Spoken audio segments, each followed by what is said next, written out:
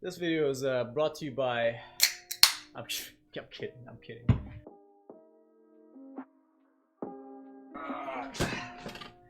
Man, that shit was heavy. Guess my strength level is pretty low. And you know what that means? You have to smash that like button for the YouTube algorithm. Hey guys, and welcome to the 3D Animation Hub. I'm Brian, your friendly neighborhood animator, and we're gonna animate some weightlifts. Also, if you guys aren't following me on Instagram or Twitch, please do so. On Instagram, I update more frequently about what I'm doing and what I'm working on, and maybe some little behind the scenes sort of stuff. It's an easier way for you to get in contact with me. And on Twitch, because your boy's gonna be a streamer soon, I'm thinking of streaming maybe twice a week for now. We'll see how the schedule works out. But due to popular demand, due to you guys voting, on stream, we're gonna be working on either tutorials or personal 3D projects. And so we get to chat, so come check it out. Now lastly, before we hop in, I just wanna give a quick thank you to all my beautiful patrons for your continuous support of the channel. I almost ran out of breath. Thank you guys so much, and as per usual, the source file of the animation that we made in this video will be up on Patreon for you guys to download. With all that out of the way, let's jump in.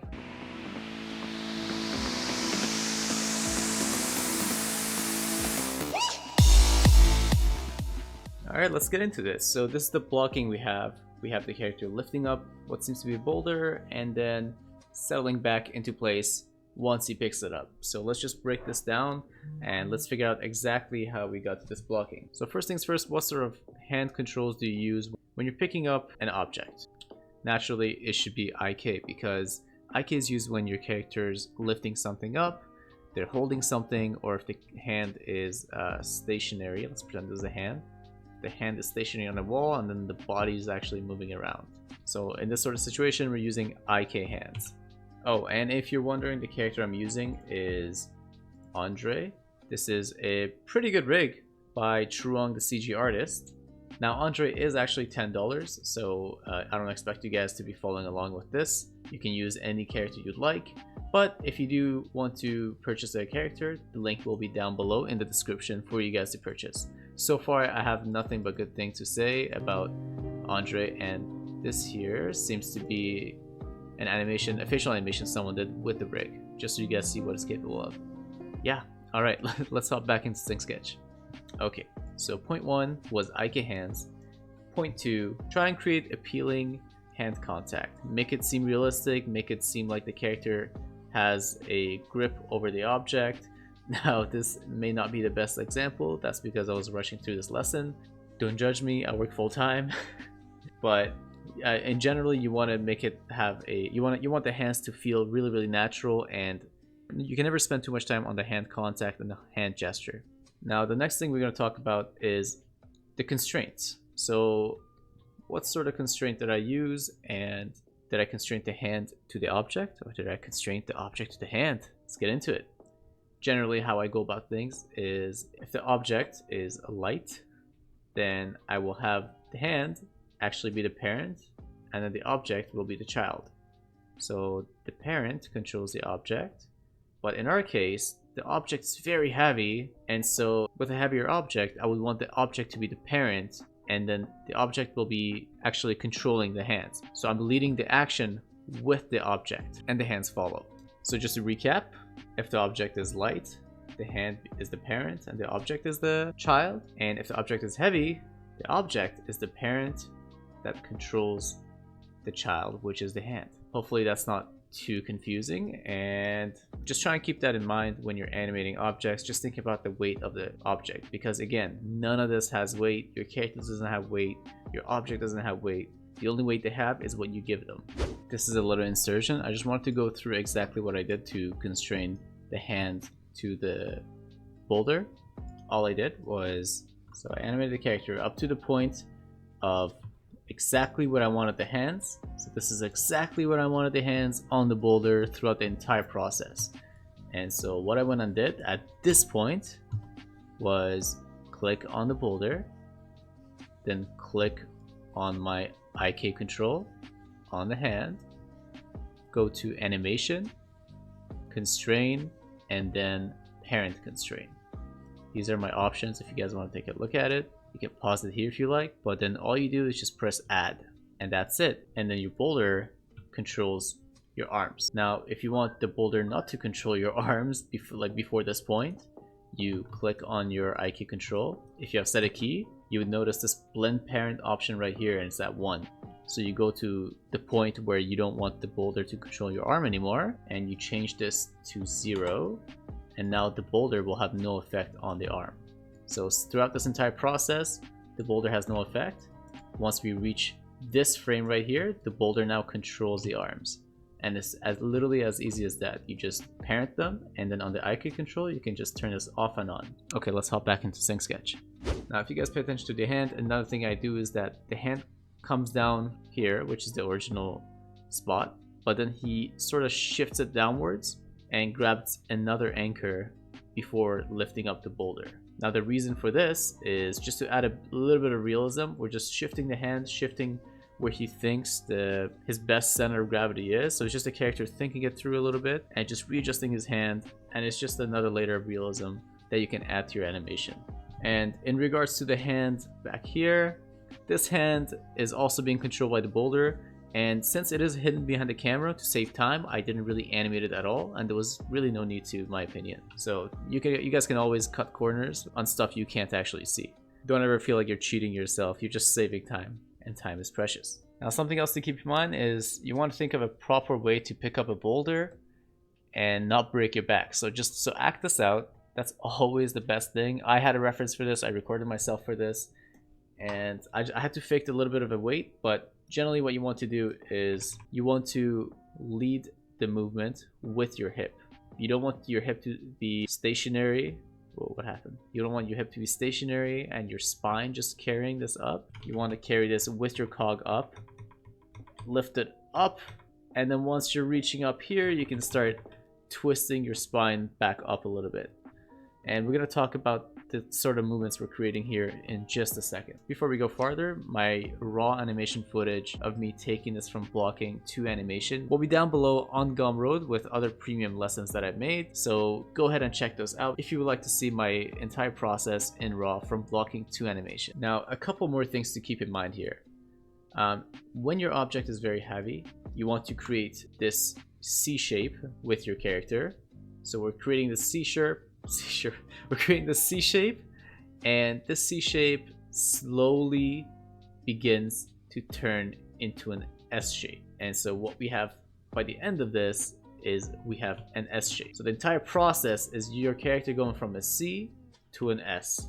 Let's try and line that up a little bit. This is you lifting the weight. This is essentially what you want to do. And what's happening here, let me just walk you through a little bit more of my blocking. What's happening here is the character is leaning the object against his body for more support. And that's naturally what you do.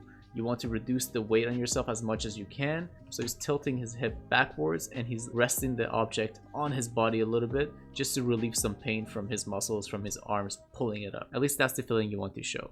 So you always have to think about realism. You always want to give the character because, again, he doesn't weigh anything. He doesn't think anything. This is all you. So you have to think how you would react. How I naturally react is I want to lean the object on my body. I want to rest it on my leg as I'm bringing it up because it's easier on me. And so I just showed that in my character. All right. One last thing I'm going to point out with this blocking is what happens here. So he quickly lifts up the object. This is the point of probably most effort. As you can see, his arm go from straight to bent, and that's where he actually lifts up the object fully without the help of his cog.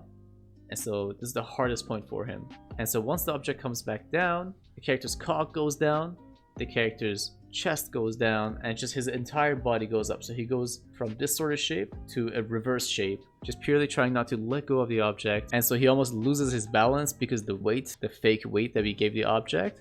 And so he has to step back and take one more step here. His center of gravity is actually, he's about to fall. His center of gravity is actually not very good, and he's about to tip over. So he has to take another step back to regain his balance and regain his center of gravity, and he slowly settles into that. So once again, the boulder goes up, comes crashing down, bringing the character's cog down, and then he sort of just settles back, catches his balance, and then settles into that last pose. Now this section probably ended up being a lot longer than I wanted it to, so I'm just gonna go ahead and jump into animation. Again, the raw footage will be on Gumroad for you guys, so go check that out, and other premium lessons on Gumroad. Let's hop into animation. Alright, and wapow! This is the animation we have. This took about 50 minutes of animating to take it from blocking fully to animation. Now, obviously, it could be better, but and once again, your boy works full-time, so ain't nobody got time for that. So this is what we ended up with. Let's pop this bad boy into Sync Sketch, see what we did, see what we can point out, and see what you guys can learn from it. And alright, this is what we got on Sync Sketch. Thanks for watching, guys, and I'll see you guys till... No, I'm kidding. So let's tackle this one drawing at a time. First drawing we have here, which is at frame 10. We have the character slowly going down. Now, if I were to go back and redo this, what I would do differently is I would offset the hands a little bit more, and I would actually give them a little bit of... I don't know what that just happened. I would give... Oh my god, can I just draw? And I would give them a little bit of a bend because they seem a little too straight right now. It feels really robotic. Robotic, is that a word? It feels really robotic how they're going down very straight. And your arms naturally have a bend to them usually. So if I were to go back, I would make these a little bit more of a curve. All right, now let's get to this position. So this is before the character sits down. And here we have an S shape in the body. We're creating an S shape, and we'll talk a bit more about that a little bit later on. Now, the next thing we're going to pay attention to is the hand right here. What's happening here is the character is putting the hand down, but this isn't actually the final position for the hand. The character is just resting the hand, and what he does afterwards is move the hand down for the final position. But what happens in between that is fingers start closing, as you guys can see. It goes from a splined hand to goes from a splined hand to closed fingers, and then slowly shifts his hand down. Now during that process, the finger, as the hand is going this way, there's some secondary animation on the fingers going upwards. So there's a curve on the fingers up as the hand is moving down, and then the fingers catch up. Same with the thumb here. The thumb is a little bit delayed here, but if you guys pay attention to the thumb starts going up, and then around here settles back down. Now here's what we missed. Now this is the point where both hands are where they should be. The character is fully sat down and grabbing the object, and in this case we have a C curve. So we went from an S curve to a C curve. Moving on to the next note, we have the character moving out of this pose, starting from his hip, starting from his core, starting from his butt. And that's really important to keep in mind. You want this action to be starting from the core and then creating an arc. Arcs are important, creating an arc upwards. So don't have a linear line going up, don't have it going this way. Try and create an arc to an upward movement. Now another thing that I would have done differently here is the shape of the arms. I'm actually not too fond of them. I know in the blocking analysis I talked about having really good shapes for the arms, but you can always change things. But I just don't have the time to go back and change this for this video. But if I could go back, I would try and have the arm a bit more under, and I feel like that'd be a lot more natural than what I have currently. This is just what I would do differently. Now, what's happening here is right as the character is about to lift this object up, there's a lot of strain on the hands, and you have the fingers expanding a little bit. That's because there's force going down, and so they're just being squashed against the object, and that's causing them to play out a little bit. So what's happening here? Let's focus on the boulder first, then we'll tackle everything else. So with the boulder is actually not being lifted up here. The choice I ended up making is having the boulder move on the x-axis back instead of up, just to show how heavy it is, because he hasn't actually put his core into work yet. So far we've been waiting for his hands to straighten out, and once his hands do straighten out, the ball starts moving with the core. But another thing I want you guys to pay attention to is how the ball still going this way. I'm trying to get it as straight from the ground as I can here. So what's happening is the boulder's shifting towards the center of gravity of the character. Now, next thing I want you guys to pay attention to is the character is now back in an S shape. So we started with an S curve, we went into a C curve, and then we're back at a closed S curve. Now, our next objective is to get the character into an open S curve. So let's see what we can do. This is just me showing the path of the boulder, how it's in an arc. going this way and then making its way up with the core.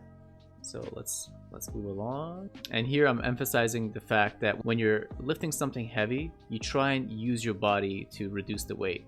That's just naturally what you do. You just want to reduce the burden on your arms. What I have here is I'm trying to glide the boulder along the body, and especially when he tilts, I'll try and have the boulder a little bit resting on him, just to add another layer of realism to the animation.